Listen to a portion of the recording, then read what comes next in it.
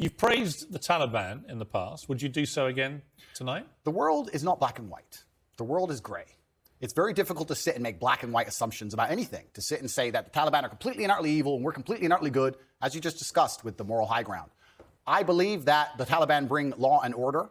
It may not be the law and order we like, but it's a form of law and order, and humans usually gravitate What about towards... their treatment of women? I mean, only tonight they have banned any women from going to university. Fantastic. Let's get the feminists to go and teach them a lesson.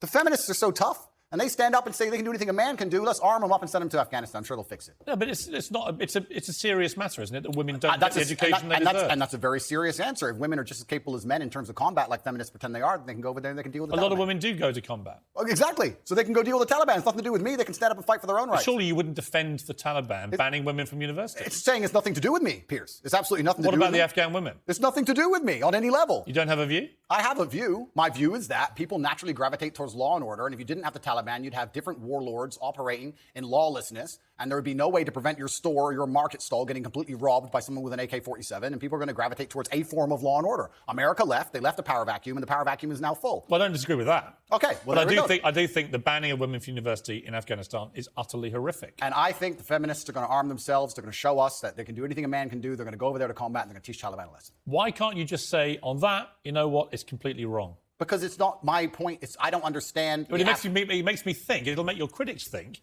that you don't think it's wrong. They could ban all men. They could ban all short people. But they're not. They're only banning women. Correct. They could ban all short people. They could ban all people with long hair. And none of it's anything to do with me. So they can do whatever they want. I'm not going to go to war with the Taliban. But you've just literally spent an impassioned first segment comparing the way, for example, Dubai handles law and order to this country. Correct. So you do express views about different laws. Absolutely. Both places. So when I put to you a law that basically bans women from being educated, it's not. Why is it a problem for you to say, you know what, it's wrong? They're both places I've resided in, Dubai and London, so I have personal experience. I can give my personal opinion, but like I said, it has absolutely nothing to do with me with what the Taliban decide to do inside of Afghanistan. And if they decide that's the most prudent way to run their society, then we have two choices. We can either go over there and start another war that we shouldn't be involved in and waste a bunch of life, or we can sit and say, it's up to them, they should govern themselves, they're people, we're no better than them, and they've decided to live their lives a particular way, and that's how they're going to live it. Like I said, if feminists are very upset and they're very disgusted by the fact that in Afghanistan, women cannot go to school, I've been told repeatedly by feminists that they're just as capable as men in all realms, and I expect them to arm themselves and fly over to Afghanistan and fix it.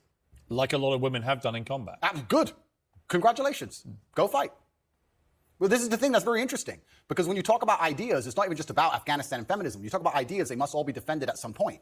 There has to come down to violence. The world is backed by violence. Nobody wants to talk about this. It doesn't matter what it is. If you have a disagreement between two parties, eventually, if the disagreement continues, it ends up in violence. Feminism is defended by men.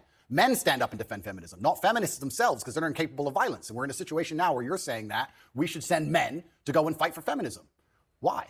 It's not a man's problem. No, I think feminists believe. I think men can be feminists too, because if feminism believes in equality for women, I'll sign up to it. I don't agree with radical feminists who hate men. Right? To me, the radical anything to me is a bad thing. Yeah, and I think most feminism in the West currently is radical. Well, some of it is, no question. Absolutely, but this is my point. My point is that the Taliban are going to do whatever the Taliban decide to do.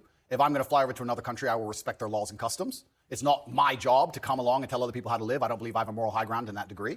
And if people are genuinely upset and disgusted by it, the bottom line in most disagreements on the earth is violence. People who feel like they should go and fix it, then fix it with violence, then it can be the feminists who feel so outraged by it. But it's funny, they don't comment on these subjects, feminists. They seem to instead attack the Western male for some reason.